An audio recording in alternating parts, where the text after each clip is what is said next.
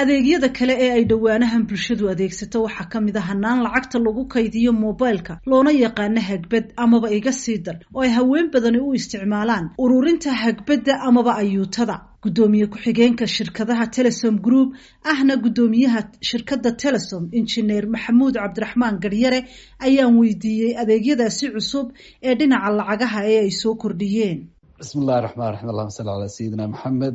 marka hore waxaan aada u salaamayaa bahda VOA, waxaana si gaara runtii u salaamayaa uguna mahad celinayaa Saare Ciidle. sidaynu ka warqabno dunida waxaa ka socda kacdoonkaas oo ah in wax ka bedel lagu sameeyo ama la dedejiyo sidii adeegyada dadku ay u heli lahaayeen. haddii aan ka waramo adeegyada Telesom ay soo kordhisay oo yaroo taariikha dib ugu noqdo, waxaa ka mid ahaa adeega zaadka oo aynu bilownay 2009 kaasoo keenay in uu runtii saameyn ballaaran mujtamaceena ku sameeyo,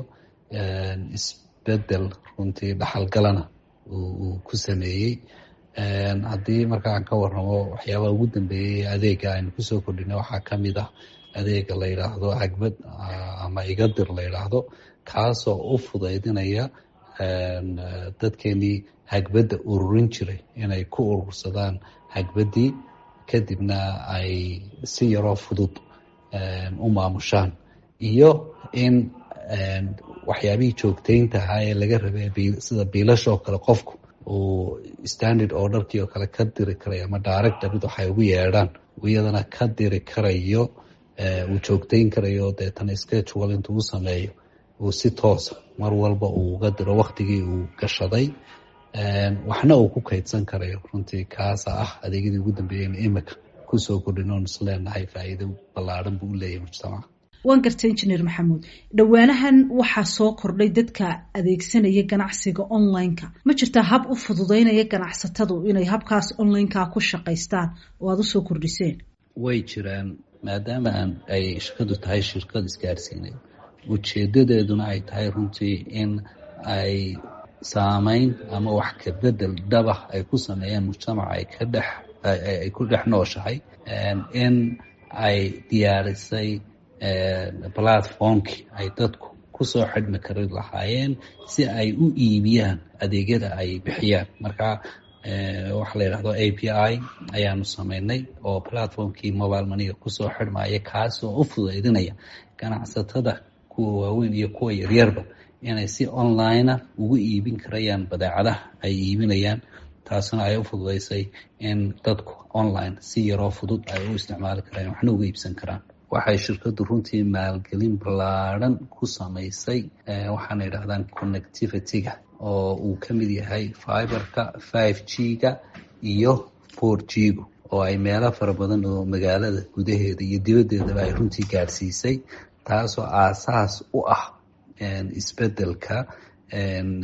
technolojiyadda ee saameynta dadka ku leh, oo qofku isagoo hawd guntii jooga uu service ka qabsan karayo isagoo isticmaalaya connectivity-gii ay shirkadu u diyaarisay. waxaa kaloo iyaguna jira adeegyo kale oo ay shirkadu bixiso oo ay dadku online wax kaga dalban karayaan, kuwaasoo ay ka mid yihiin imika website-ka shirkadda Telesom oo qofku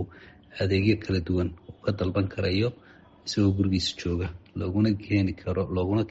geynayo goobtiisa, isagoo meheradiisa ama shaqadiisa ama gurigiisa aan runtii ka tegin. waxaa kaloo iyaduna jira runtii adeegii aanu sanadkii dhaweyd loo jirayn oo kamid ahaa waafiga mastercardka, oo safar aan sanadkii hore Malaysia iyo Singapore ku tegay ii fududeeyey aniga laftayda in si sahlan anoo saadkayga isticmaalaya waafi isticmaalaya inaan u isticmaalo, inaan kala soo baxo saadkaygii accountka, deetana kaarhkayga anoo hortaagan meheradii aan ku shubo, kadibna aan adeegi aan kaga iibsado meheradii ama restaurantkii ama tigirkii hoteelka aan ku buukarisanay, intaba ii fudaydiyey. kole adeegyadaas waa kuwii cusbaaya ugu dambeeyaan soo kordhinay.